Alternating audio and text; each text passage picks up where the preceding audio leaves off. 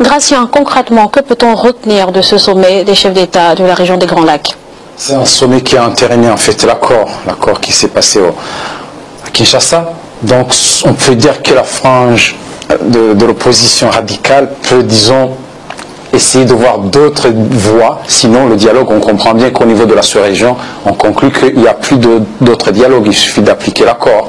Or, il y a une bonne partie des gens, des Congolais, qui ne sont pas contents de cet accord.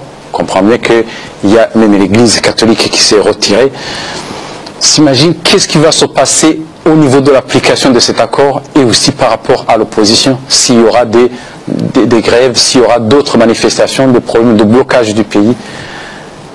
Éventuellement, je pense qu'il pourra y avoir un autre dialogue derrière un dialogue soi-disant clôturé.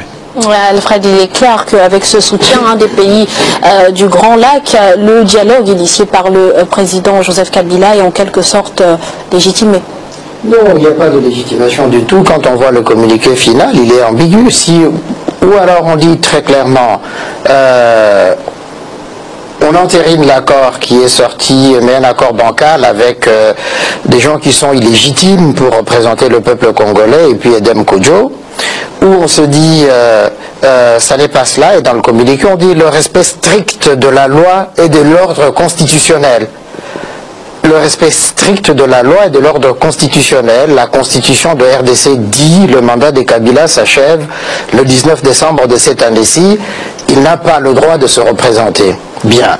Donc on a créé artificiellement un faux dialogue pour différer ce moment de son départ, mais on court vers la catastrophe parce que ça ne passera pas, ça ne passe pas. En dernier ressort, c'est le peuple congolais qui est le dernier juge. Et puis, la plupart des chefs d'État qui se sont retrouvés en Angola, en commençant par Eduardo dos Santos lui-même, 37 ans qu'il est au pouvoir, qu'il a capter le pouvoir en Angola, mais de quelle légitimité il peut parler justement de la paix ou de l'entente politique en RD Congo? Sassou Nguesso qui a modifié la constitution, etc. Ce sont des chefs d'État qui sont dans ce mode de fonctionnement un peu voyou de l'époque d'avant les conférences nationales souveraines, qui pensent qu'en restant au pouvoir, en s'accrochant au pouvoir, on prouve la force, et puis, quitte à dilapider aussi les richesses du pays, à les patrimonialiser, à les capter.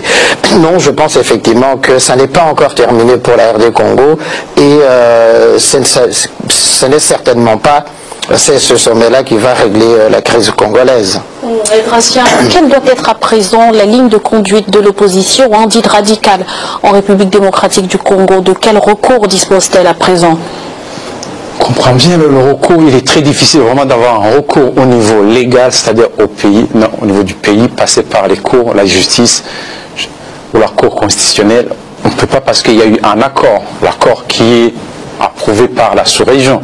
Donc le seul recours, c'est de passer par les manifestations, de bloquer le pays. Donc c'est pratiquement quelque chose qui passe à côté de la légalité en soi, disons approuvée par le pouvoir. Parce que on sait bien, dans les régimes au niveau de l'Afrique, on n'est plus période de coup d'État, on est dans des périodes démocratiques. Et la démocratie, on voit même dans des pays comme la France ou les autres pays d'Europe, on peut amener le gouvernement à discuter, à changer une mesure par les grèves, par les manifestations. Ce sont des voies qui sont légales, parfois des manifestations autorisées et non autorisées. Je pense que l'opposition radicale fera plus les manifestations qu'autre chose, qui recourir même à la justice. Alfred. Non, mais en réalité, même la Cour constitutionnelle de RD Congo est très divisée.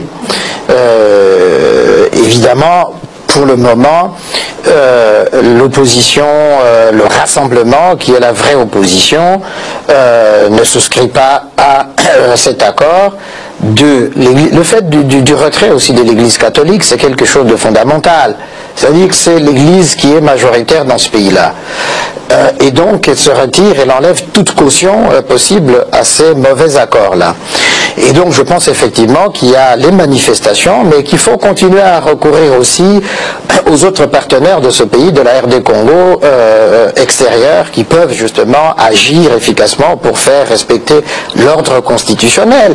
Enfin, le communiqué de Luanda, c'est ça. Moi, je ne sais pas qui sont les juristes de cette opposition. S'ils lisent très très bien ce communiqué, ils verront qu'il n'y a pas d'entérinement du tout. Il faut respecter l'ordre constitutionnel. Évidemment, après les arguties, Dos Santos dit il faut attendre, etc. Non, la Constitution est claire. Si on respecte l'esprit de la Constitution, si on respecte l'esprit de la loi, je ne vois même pas de quoi on discute.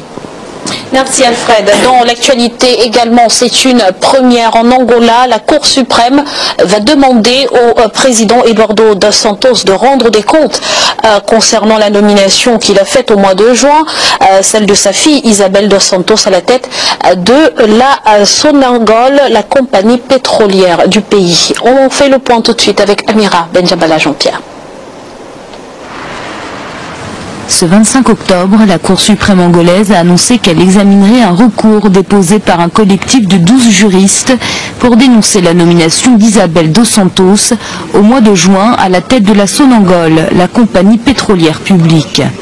C'est son père et président angolais, Eduardo dos Santos, qui l'a nommé à ce poste, une nomination arbitraire et contraire aux lois du pays, selon les plaignants. La loi dit que les agents publics ne doivent pas nommer ou permettre la nomination des membres de leur famille. La Cour suprême a accepté notre recours.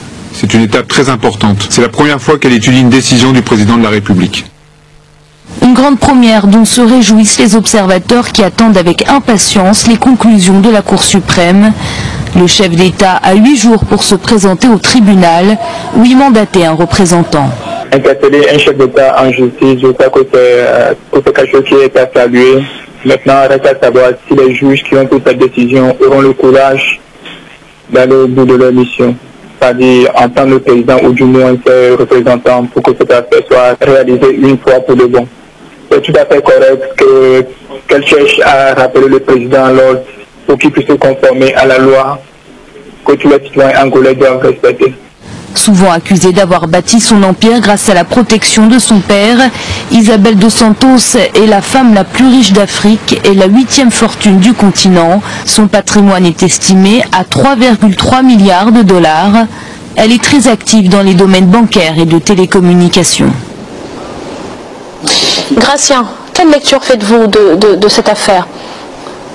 D'abord, il y a une très grande avancée au niveau de en Angola, bien sûr, parce qu'on peut porter plainte contre le président et la Cour reçoit la plainte. C'est pas dans beaucoup de pays en Afrique où ça peut se faire. Oui, parce que ceux qui peuvent porter plainte le lendemain, dans certains pays, peuvent se retrouver au mieux en prison, au pire, on ne les retrouve plus. Et donc là, c'est une bonne chose. Mais cela veut dire qu'en Angola, il y a des décisions qu'on peut contester. Je pense que le président s'est trompé en nommant sa fille. Déjà, elle est riche, elle a beaucoup d'argent qu'elle a gagné grâce au pétrole angolais. C'est-à-dire le pétrole angolais a enrichi sa famille plus que les Angolais qui sont dans la misère d'une manière générale.